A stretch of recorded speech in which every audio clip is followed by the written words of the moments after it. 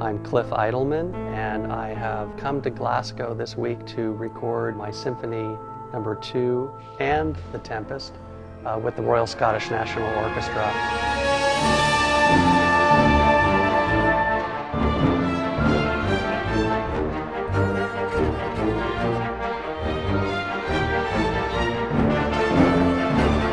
Working with the Royal Scottish National Orchestra is working with one of the great orchestras of the world. Everybody is at the highest caliber of playing. In Symphony 2, there's quite a number of solo parts where a solo comes in and sort of is on its own. And I was so pleased that the concertmaster had such a great way of playing all of the solos. It just absolutely brought it to life. When people ask me, what is the piece about? My answer is, there is no story, there is no subject. It just poured out of me, and I just allowed it to happen. And over time, I started to create the palette of color and the thematic ideas. Then I began to think that I wanted a soprano to add to some of the melodic lines.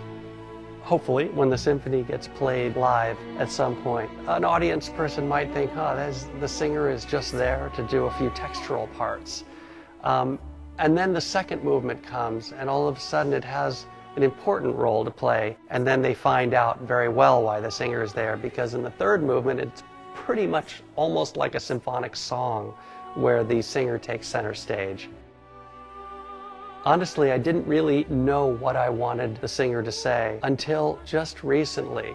The idea sort of clarified as to what this is all about. It's a piece about hope. It's a piece that was written entirely during the pandemic, but it's not a pandemic piece. It's a piece of freedom and flying beyond it. And so the words reflect that.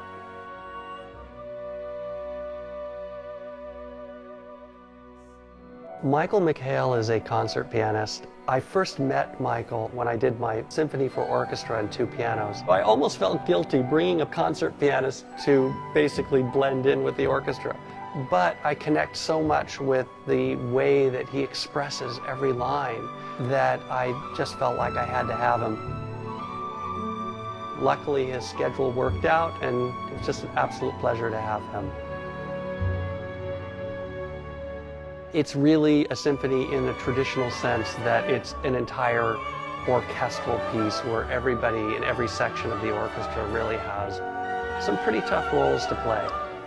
I composed it entirely using a sequencer digital performer playing in every single part. But then all of a sudden I get into this room and the sound that I'm hearing is so broad and warm and open, being performed by all these prodigies who are bringing all of their individual experience into each of their parts. And for me, when I got to the final movement yesterday, which is the 4th movement, and we got towards the last section where it kind of builds to its finale, and I thought, that is why I'm here. It's to hear the culmination of, thinking about it for 2 years, and then finally the piece is finally come to life.